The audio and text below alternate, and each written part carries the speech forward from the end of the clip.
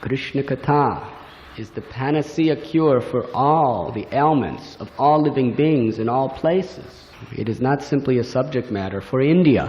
Srila Prabhupada understood this, that Srimad Bhagavatam is not just an Indian scripture, and then there's the Bible, and then there's the Quran, and then there's the Buddha Sutras. Not like that. He understood that Srimad Bhagavatam is the highest, purest, most complete manifestation of transcendental knowledge, which can elevate you to the highest platform of ecstatic love of God in the spiritual world of Goloka Vrindavan. In other scriptures, it gives the same information, but in less elevated quality. It does not give such detailed, intimate information about the Supreme Personality of Godhead and the ecstatic relationships we can have with the Lord. Nor does it go into as much detailed information even of how the Lord creates and how He is sustaining this material creation. Srimad Bhagavatam is not a sectarian scripture. In fact, Maharaj Parikshit was the king of the planet Earth. He wasn't the king of India. And Srimad Bhagavatam was spoken to him. And as he spoke, who came to be in this audience? It wasn't just people from Bombay and Delhi and Madras.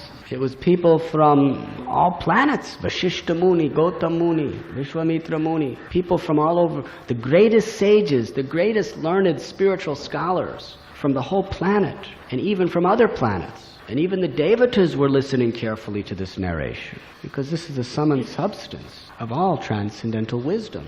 And Srila Prabhupada understood this. Caitanya Mahaprabhu, he taught by his own life what is Srimad Bhagavatam. The great acharyas explain Caitanya Mahaprabhu was the living embodiment of Srimad Bhagavatam. Krishne Swadhamo Bhagate. It is explained in Bhagavatam that after Krishna left this world and went back to Godhead at the end of Dwapara Yuga, Kali Yuga came. And then the Lord incarnated as Srimad Bhagavatam to give light in this age of darkness. Srimad Bhagavatam is the light in this age of darkness or Kali. The most confidential as well as the most fundamental understandings of the Supreme Truth are contained in this scripture. Dharma projita kaita vatra parama niramatsananam sanam. There is practically no other scripture like it. If you read the Puranas, if you read the Upanishads, if you read the scriptures of the West, the Quran, the New Testament, the Old Testament, we will find the principle of unalloyed devotion is there, the principle of surrender, but it is mixed so greatly with all sorts of other temptations for people who simply do not want unalloyed devotion. It is mixed with karma kanda, with jnana kanda. It's for people in various modes of material nature who have various attachments, and to somehow or other literally seduce them to worship God or one of the gods and accept some higher power somehow or other, with the idea that you will fulfill your sensuous desires through this process, or your mental desires.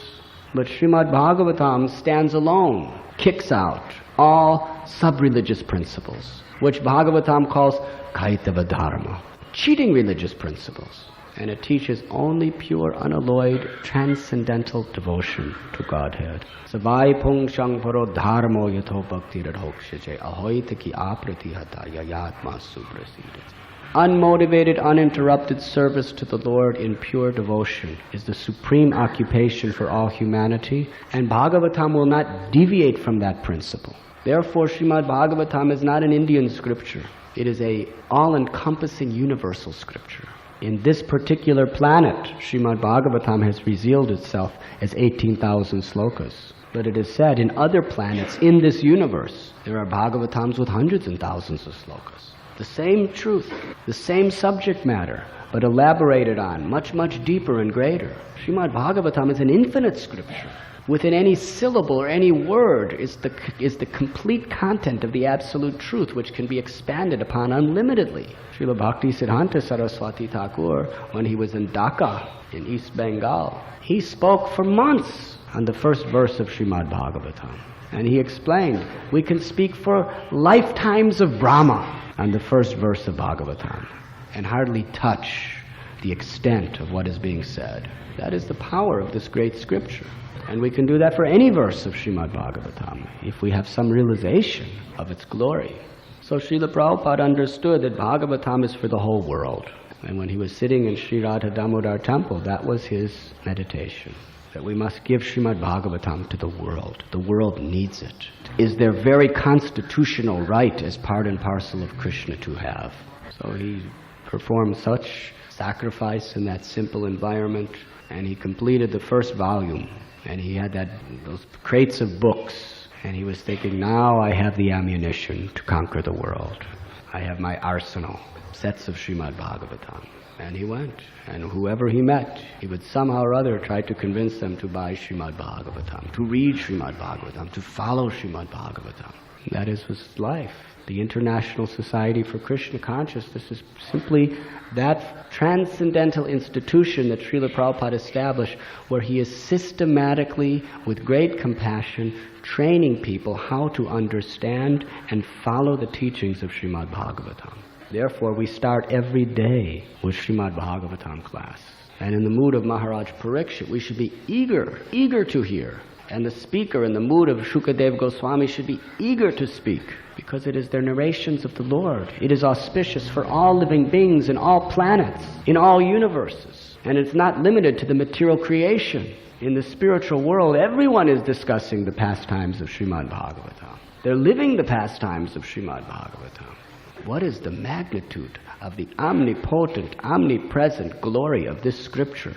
If we can only grasp even a drop from the ocean of appreciation that we should have from Bhagavatam, we will be dancing in ecstatic love.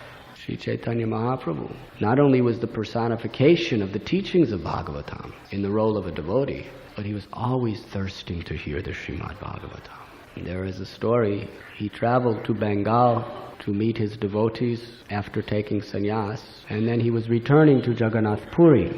And on his way he came to a town of the name Varaha Nagar. And there was a very fortunate Brahmin who lived in Varaha Nagar. And he was a very, very sincere student of Srimad Bhagavatam. So Sri Chaitanya Mahaprabhu came to his home. And the first time this Brahmin happened to see Lord Chaitanya, he was in the middle of reciting Srimad Bhagavatam quite loudly. And when Sri Chaitanya Mahaprabhu heard the beautiful sound vibration of Bhagavatam coming from this sincere and dedicated devotee of the Lord, he became intoxicated with transcendental happiness. And Lord Chaitanya didn't even want him to greet him. He just wanted, you just go on reading. Do not stop. He said, read, read. And the Brahmin just went on reading.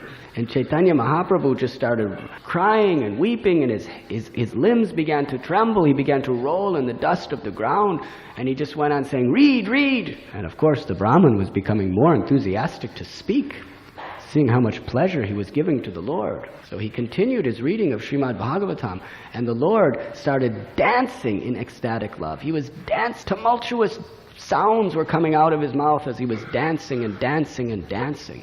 And as he was reading, Sri Chaitanya Mahaprabhu was just becoming more and more and more filled with joy to hear the words of Srimad Bhagavatam. And in this way, 9 hours passed, where Sri Chaitanya Mahaprabhu was continuously dancing in ecstasy, and the Brahmin was reading Srimad Bhagavatam. And then ultimately, Lord Chaitanya came into external consciousness. And then such love and devotion, he embraced that Brahmin. He embraced him with his own most loving arms and held him to his own heart. And he said that I have never heard anyone recite Srimad Bhagavatam so beautiful as you. Therefore I give you the name Bhagavat Acharya, the great teacher of Srimad Bhagavatam. And I give you this instruction. You simply recite Srimad Bhagavatam for the rest of your life, and you do not do anything else. Sravanam Kirtanam Vishnu. And Sri Chaitanya Mahaprabhu, after blessing this Brahmin, he continued on his journey back to Jagannath Puri. So this is the wonderful, wonderful exhibition of enthusiasm that the Lord has given us of how we should be hearing Srimad Bhagavatam.